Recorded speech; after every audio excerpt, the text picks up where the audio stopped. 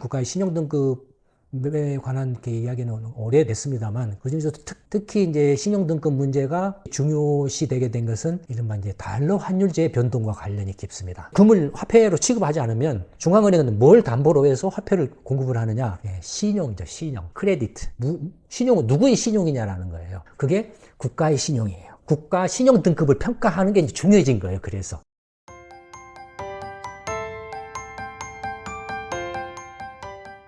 먼저 무디스가 미국의 신용 등급을 이제 한 단계 강등을 했는데, 약간 이게 기초 상식이라고 할까요? 언제부터 이제 국가의 신용 등급 문제가 관심 사항이 되고 중요하게 다루어지게 됐느냐 한다면, 이른바 이제 달러 환율제의 변동과 관련이 깊습니다. 옛날에는 어땠습니까? 멀리 거슬러 가지고 금본이었죠. 금이 화폐였죠, 옛날에는. 그러니까 금화, 그다음에 금화를 보조하는 은화, 뭐 이런 게 절대 가치를 갖는 화폐 사용이 됐었죠. 그래서 금을 기준으로 한, 금을 화폐로 사용한 금본위제가 있었고, 그 다음에 이제 금본위제에서 한 단계 조금 더 유연성을 부여했는데, 어떠냐면은 중앙은행이 등장을 합니다. 중앙은행이 만들어지면서부터 이제 중앙은행이 이제 금을 중앙은행 금고에 보관하는 대신에 중앙은행이 금 보관 증서를 발급을 하죠. 금 보관 증서를 이렇게 발급을 하는 게, 그게 이제 이른바 법정화폐로 발전을 하죠. 그러니까 중앙은행이 이게 종이에다가 이게 예를 들어서 1달러라고 하면은 1온스 하면은 360달러라든지 뭐 100달러라든지 이렇게 딱 정하죠. 중앙은행이 예를 들어서 1달러라는 법정화폐를 발행을 하면은 이 1달러라는 종이 화폐를 가져간 사람이 1달러를 들고 중앙은행에 오면은, 또는 중앙은행이 위임한 곳에 가면 반드시 그 1달러에 약속된 금을 현물로 내주는 거죠. 금본위제는 주로 이제 그 옛날 왕정국가 시대 때라든지 뭐 이럴 때 보면은 재무 대신 재무부거나 왕의 관리들 부문에서 직접 사용을 했죠. 그래서 옛날에는 부국 강병하면은, 왕권 강화하면은 금을 어떻게 많이 모으느냐, 이런 것들이 최대 관심사 중에 하나였죠. 이른바 그래서 금을 많이 확보를 할수록 국력이 더 세다. 이른바 그것이 뭡니까? 중상주의, 중금주의죠.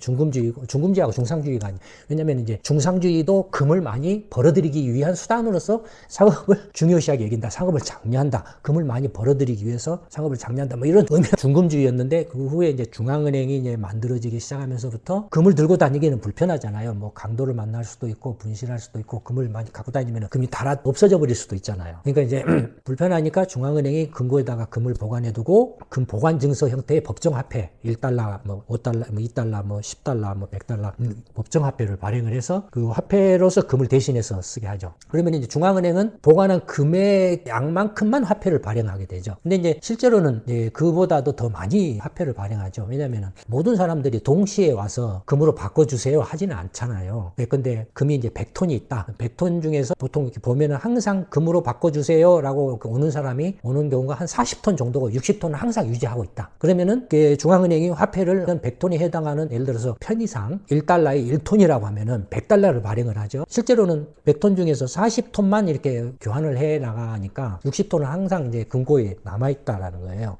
중앙은행 입장에서는 화폐를 더 발행할 여유가 있죠. 어느 만큼 60톤만큼의 더 여유가 있죠. 그래서 100달러를 발행하는 게 아니라 160달러 정도를 발행을 해도 돈이 이제 바꿔주세요라고 이렇게 중앙은행에 이렇게 달러를 들고 오는 경우 100달러를 넘어가지 않는다. 그러니까 중앙은행 입장에서는 화폐 발행 여력이 조금 더 커지죠. 그래서 이제 금본위제에서 중앙은행이 화폐를 공급할 때 딱 금고에 보관한 양만큼만을 화폐를 발행한 게 아니고, 그 금고에 보관한 금의 일정 배수만큼 발행을 하죠. 근데 실제로는 이제 몰래 막 더 발행을 하죠. 몰래 더 발행을 하기도 하고, 그런 것들이 몰래 발행을 하면은 어떻게 됩니까? 화폐적 인플레가 발생을 하죠. 금의 양에 비해서 발행한 화폐 양이 너무 더 많기 때문에 결국에는 그 화폐를 모두 한꺼번에 중앙은행에 들고 와가지고 금으로 바꿔주세요. 다 못 바꿔줘요. 못 바꿔주면 어떻게 됩니까? 결국에는 100톤을 발행한 화폐 양만큼 쪼개서 이렇게 나눠줄 수밖에 없죠. 그러면은 바보가 아닌 이상은 1달러에 1톤을 준다고 그랬는데 1달러에 500kg밖에 안 준다? 하면 누가 그 화폐를 가지려고 하겠어요? 화폐를 안 받으려고 하겠죠. 금으로 하려고 하겠죠. 그러면 또 다시 금본위제 불편한 세상으로 되돌아가는 거예요.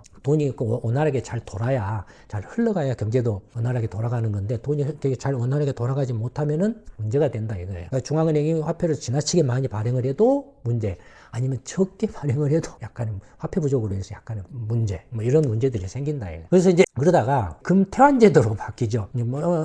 금본위제도 중앙은행이 발행한 나는 그건 화폐, 말은 법정화폐라고는 해도 그건 이제 그냥 금 보관 증서예요. 증서 금에서의 이제 화폐라고 보기는 진정한 의미에서 화폐는 금이죠. 금만이 화폐고 1달러라는 것은 그냥 보관 증서 표시에 불과하다라는 거예요. 금태환 제도는 뭐냐면 중앙은행이 여전히 금을 금고에 보관을 하고 있어요. 대신에 1달러를 가지고 오면은 1톤을 바꿔준다. 근데 이 1달러도 금과 같이 취급을 해준다 이거예요. 어떤 경우가 있어도 중앙은행이 이제 보증을 하는 거예요. 어떤 경우가 있어도 1달러를 들고 오면은 1톤을 금으로 바꿔준다라고 보증을 하는 거죠. 약간 그 개념이다. 이제 금태환 제도에서의 달러는 진정한 의미의 화폐적인 성격을 갖죠. 금 본위 제도 하에서의 달러는 그냥 보관 증서에 불과한데 금태환 제도 하에서의 달러는 이제 화폐로서의 기능을 갖죠. 그래서 이제 금태환 제도에서도 달러를 가져오면은 언제든지 달러를 바꿔주는데 보장을 해준다라는 거죠. 근데 이제 금태환 제도가 계속 유지되어 왔는데 문제가 뭐냐면 이게 투기꾼들한테 걸리면은 문제가 된다 이거예요. 어떤 문제냐면은 투기꾼들이 달러 시장이 있을 것 아니에요. 외환 시장이. 달러 시장이 있으면은 중앙은행이 눈치를 싹 봐요. 중앙은행이 분명히 근거에 100톤밖에 없는데 저 200달러를 찍어냈다? 그러면 200달러를 찍어냈으면 저거 갖고 가봐야 금을 1달러를 갖고 가봐야 500kg 밖에 1톤을 주는 게 아니라 500kg 밖에 못 줘? 그러면 이제 어떻게 하죠? 어떻게 하죠? 달러를 팔아요. 달러를 막 팔아제껴요. 없으면 빌려가지고라도 팔아제껴요. 없으면 빌려가지고라도. 왜냐면은 1톤을 줘야 될 건데 500kg 밖에 못 주니까 손해가 나잖아요. 팔면은 팔 만큼의 이제 이득이 나는 거예요. 조금 이해하기 힘드실지 모르지만 또 반대로 중앙은행이 100톤을 가지고 있는데 달러를 50달러만큼만 공급을 했다? 그러면은 저 1달러를 들고 가면은 1 준다고 그랬는데 실제로는 2톤 정도의 그 돈 된다. 그러면은 달러를 막 사들여요. 사들이면은 나중에 뭐 만약에 정산을 하게 되면은 2톤을 받게 되잖아요. 태안 정산을 하게 되면. 말하자면 금태환 제도 하에서는 투기 공격에 매우 취약해요. 중앙은행이 그것에 비례해서 금을 보유를 하고 있어야 되는데 이게 항상 일정하게 그 달러 공급 찍어낸 달러 양에 비례해서 금을 이렇게 갖고 있지는 못해요. 왜냐하면 경제는 계속 성장하잖아요. 경제가 성장하면은 화폐는 계속 공급을 해줘야 하잖아요. 화폐 수량설 같은 것들이 있잖아요. 경제가 일정한 속도로 안정적으로 성장하기 위해서는 화폐 공급량도 일정한 비율로 늘려줘야 된다. 이런 게 이제 화폐 수량설이잖아요. 화폐의 이론의 이제 가장 기본이 되는 거죠. 근데 이제 중앙은행이 그러니까 화폐를 계속 이제 공급을 해줘야 되는데 문제는 뭐냐면 달러의 공급량이 늘어나는 것에 비례해서 금 확보를 할 수가 없다. 왜냐하면 금 생산에는 한계가 있거든요. 계속 금광을 찾아야 되고 금맥 찾아야 되고 하는데 그게 한계가 있잖아요. 그러니까 금의 공급량이 실제 경제에서 요구하는 화폐 공급량을 못 따라가는 거예요. 항상 이게 투기 제도하에서는 화폐적 인플레 발생 가능성이 높아요. 항상 거기에 노출될 가능성이 높아요. 결국에는 이제 그런 문제가 사실 발생을 해요. 그런 투기 세력들의 공격에 못 버텨요. 못 버텨가지고 결국에는 어떻게 하냐면은 달러 그 자체가 화폐다. 금은 더 이상 이제 화폐가 아니야 하고 금을 이제 배제를 시켜버려요. 그러니까 금 본위 제도, 금 태환 제도 하에서는 어쨌든 궁극의 화폐는 금이었어요. 궁극의 화폐는 금이었는데 금이 더 이상 화폐가 아니다. 금은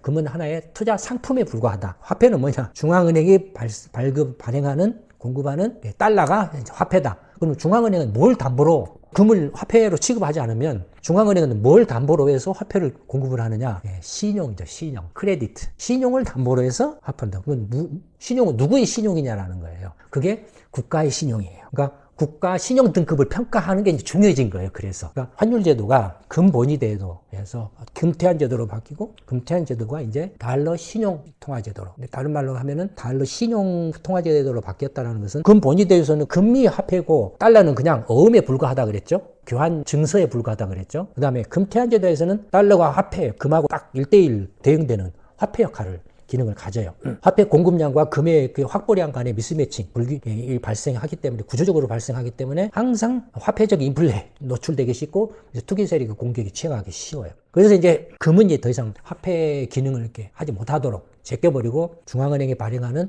달러 그 자체가 화폐인데 중앙은행이 이제 대신에 국가의 신용을 담보로 해서 달러를 발행을 하는 거죠. 그러면 금 본위 제도나 금태환 제도에서는 금이 진짜가 화폐였는데 달러 국가를 신용 담보로 한 달러 신용 화폐, 달러 종이 조각인 달러 신용 화폐 차이는 뭘까요? 금 본위 제도나 금태환 제도는 금에 다 고정되어 있죠. 1달러를 가져가면 1톤을 반드시 바꿔준다. 1대1로 딱 고정되어 있어요. 금태환 제도에서는 1달러를 가져가면 역시 1톤을 바꿔준다. 패깅이 되어 있어요. 근데 국가 신용을 바탕으로 한 달러 신용 화폐에서는 어떻습니까? 국가의 신용이 자꾸 변할 것 아니에요. 그러면 가치도 어떻게 됐습니까? 국가의 신용에 따라서 변하겠죠. 그러니까 고정 환율이 아니라 변동 환율이 되는 거예요. 그래서 변동 환율 제도로 바뀌게 돼요. 금을 이제 화폐 기능, 금에서 화폐 기능을 이제 하지 않는다라고 이렇게 하는 순간부터 환율은 고정환율 제도에서 변동환율제로 바뀌는 거예요.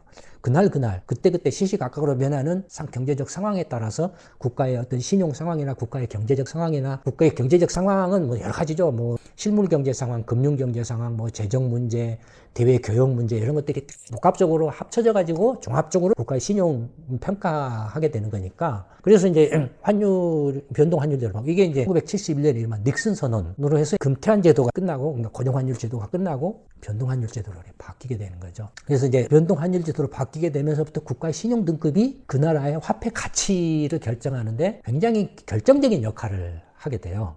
그래서 무디스나 예컨대 맨 문제 피치, S&P, 무디스 미국의 3대 신용평가 기관이 미국의 국가 신용 등급을 최상위 등급에서 한 단계 강등을 했다. 물론 이게 당장에 뭐 무슨 큰 변화를 이야기하거나 무슨 혼란을 초래하거나 그런 건 아니죠. 왜냐하면 미국이 지금 경제적으로도 패권 국가이기 때문에 뭐 군사적으로뿐만 아니라 경제적으로도 미국이 어쨌든 간에 패권 국가이기 때문에 미국의 신용 등급이 한 단계 강등됐다고 해서 무슨 막 큰 변화가 일어나거나 뭐 그러지는 않죠. 하지만 간에 이런 신용 등급이 한 단계 강등됐다고 하는 것은 미국 달러 가치가 적어도 중장기적으로 가치가 떨어질 가능성이 높다라는 것을 시사를 하고 있죠. 그래서 이제 미국 환율 달러 가치에 대해서는 나중에 글로벌 경제를 보시면 자세하게 설명이 되어 있으니까 미국의 달러 패권주의 시대가 과연 언제까지 지속될 거냐에 대해서 논란들이 있잖아요. 그에 관해서 글로벌 경제에서 자세하게 분석해서 설명을 하고 있으니까 나중에 뭐 기회가 되시면은 글로벌 경제에서 참고를 하시면 도움이 되실 겁니다.